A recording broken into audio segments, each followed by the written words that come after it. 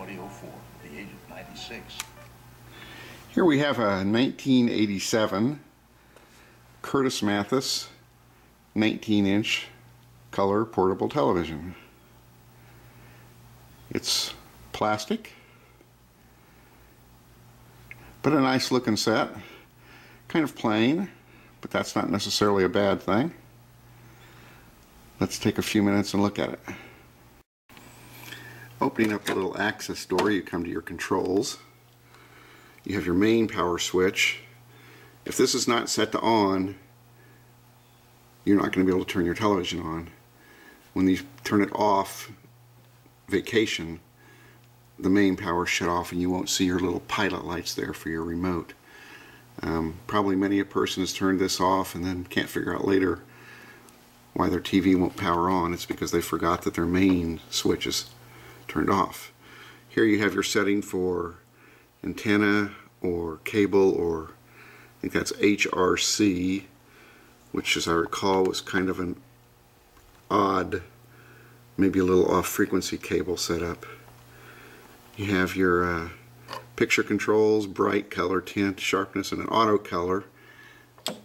I don't use the auto color because it seems to kind of fancy the colors up too much for me. I like my colors a little more subdued, so I leave that off and adjust the colors manually.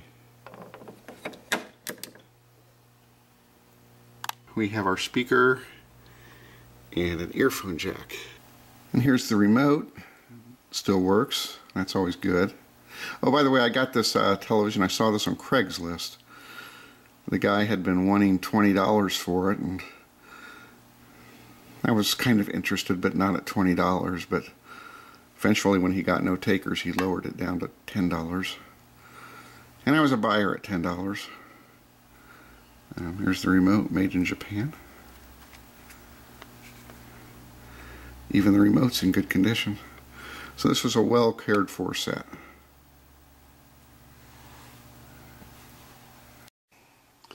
And here's the back, in pretty good condition.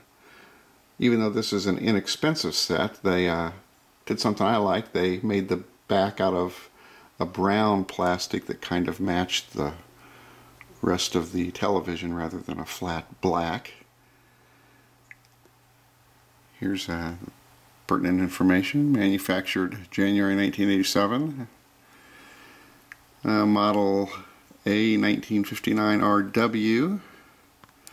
82 watts. Assembled in the USA. There's another tag here with some additional information. Chassis X13AB, Group C12A.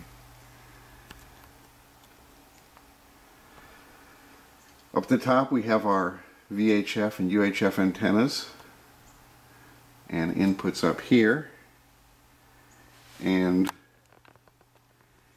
an MPX audio out jack, which probably had to go to a decoder for the new stereo broadcasting.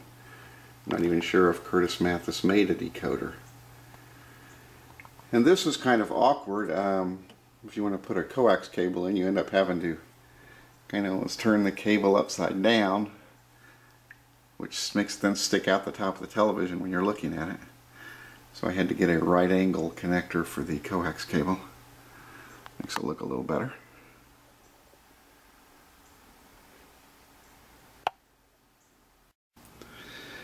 Alright, let's take sort of a cheap seat view of the inside and the chassis here.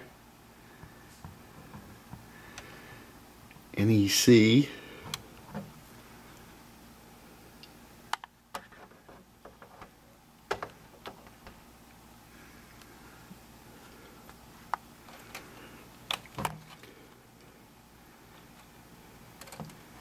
Manufactured NEC Kawasaki, September 1986.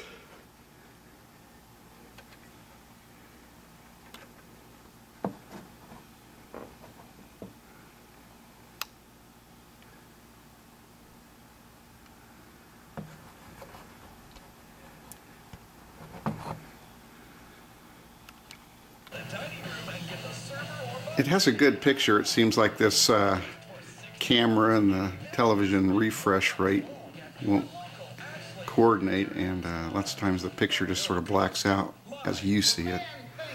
But really, it's pretty good. Monday, well, not much of a cool down. Maybe some upper 60s to around 70.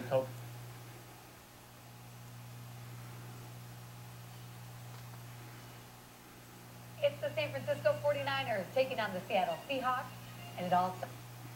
Here. Up to you, Tommy. Mentoring works. Become a mentor.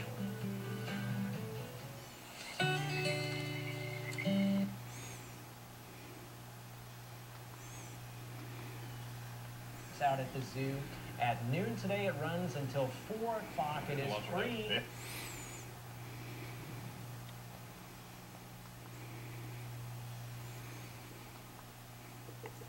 That performance remarkable, resemblance. And now we honor our fellow Americans. Today, so I gotta know what's happening, right?